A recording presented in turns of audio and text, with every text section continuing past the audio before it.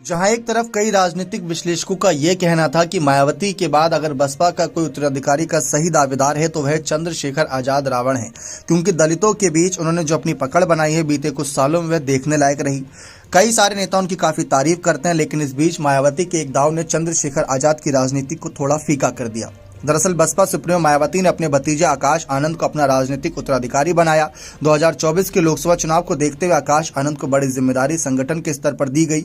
BSP रणनीतिकार मानते हैं कि आकाश आनंद के पार्टी फ्रंटलाइन लीडरशिप में आने के बाद अब युवा चेहरों को संगठन की जिम्मेदारी देने में बीएसपी तरजीह देगी। इसी के तहत पूर्वांचल के कई जिलों में संगठन से जुड़ी जिम्मेदारियां युवाओं को दी गई हैं। आकाश आनंद मायावती के छोटे भाई आनंद कुमार के बेटे हैं। उन्होंने लंदन के बड़े कॉलेज से एमबीए की डिग्री हासिल की। बसपा प्रमुख मायावती ने 2017 के विधानसभा चुनाव हारने के बाद सहारनपुर की रैली में आकाश को लॉन्च किया था। बीएसपी सुप्रीमो मायावती ने आकाश आनंद को उत्तर प्रदेश और उत्तराखंड को छोड़कर अन्य राज्यों का पार्टी से जुड़े कामकाज देखने की जिम्मेदारी दी है। ऐसे में 2024 के लोकसभा चुनाव को देखते हुए उनकी भूमिका पार्टी के स्तर पर बेहद आम मानी जाती रही। आकाश आनंद के हाथों में फ्रंटलाइन लीडरशिप आने के बाद कई तब्दीली होने की बात कही जा रही है। खुद युवा होने के नाते आकाश आनंद युवा चेहरों पर पार्टी गतिविधियों ज्यादा शामिल रखना चाहेंगे। हालांकि उत्तर प्रदेश का प्रभार उनके पास नहीं है, लेकिन जानकारों की माने तो एक युवा चेहरा होने के नाते आकाश आनंद की ट्यूनिंग युवाओं से बेहतर बैठेगी।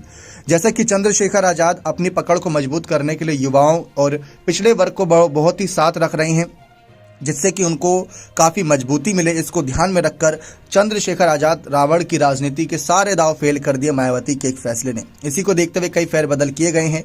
बीएसपी ने वाराणसी मंडल के अंतर्गत कई जिलों के प्रभारी बदले। इसी के तहत जिला गाजीपुर का प्रभार प्रमोद कुमार प्रभाकर को दे दिया। उन्हें पार्टी की ओर से निर्देश दिया गया कि वे मनोज कुमार विद्रोही के साथ मिलकर पार्टी की तमाम जिम्मेदारियों को समय सीमा के भीतर पूरा कराया जाना सुनिश्चित करेंगे। मीडिया से बातचीत करते हुए प्रमोद कुमार प्रभाकर से संपर्क किया। उन्होंने बताया कि बीएसपी कामकाज की शैली अन्य राजनीतिक दलों से अलग है। वर्तमान में पार्टी के संगठन में 50% युवाओं को जिम्मेदारी देने की योजना पर कहीं न कहीं चर्चा हो रही है। इसी के तहत उन्हें भी संगठन में बड़ी जिम्मेदारी मिली है। बीएसपी जीतने और हारने की राजनीति नहीं करती। बीएसपी एक सतत चलाने वाले मिशन के तौर पर काम करती है। समता मूलक समाज की बाबा साहेब आंबेडकर की परिकल्पना को जमीनी हकीकत देने के लिए वर्ष भर बीएसपी के कार्यकर्ता जनता के बीच रहते हैं।